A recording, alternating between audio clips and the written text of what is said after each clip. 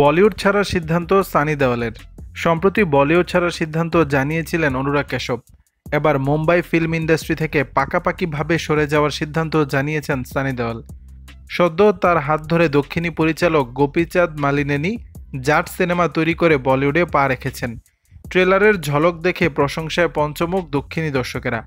কাপুর এবং খানদানের পাশাপাশি বলিউড এখন টক অব দ্য টাউন দেওয়াল পরিবার। খুব আক্ষেপে সুরে ধর্মেন্দ্র বলেছিলেন, বলিউড দেওয়াল পরিবারকে যোগ্য সম্মান দেয়নি কোনো দিন। এদিকে আক্ষেপ করে সানি দেওয়াল বলেন, বলিউড পরিচালকদের উচিত দক্ষিণী প্রযোজকদের দেখে শেখা। আগে হিন্দিতে সিনেমাটা তৈরি করো, তারপর না হয় সিনেমা কিভাবে ভালো করে বানাতে হয় সেটা শিখবে। চিত্রনাট্যই তো আসল হিরো। আমি তো জাট সিনেমাটা করতে গিয়ে এত মজা পেয়েছি যে ওদের বলে এসেছি আমাকে নিয়ে যেন আরেকটা সিনেমা তৈরি করে। একদিন হয়তো দক্ষিণে গিয়েই পাকাপাকিভাবে বাস করা শুরু করব। তার কথায়, আমার হাতের কামাল দেখেছে গোটা উত্তর ভারত, এবার দক্ষিণ ভারত দেখবে।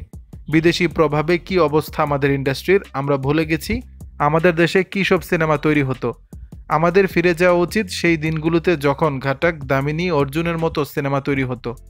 দর্শক, বিষয়টি নিয়ে আপনাদের মতামত জানাবেন নিচের কমেন্ট বক্সে।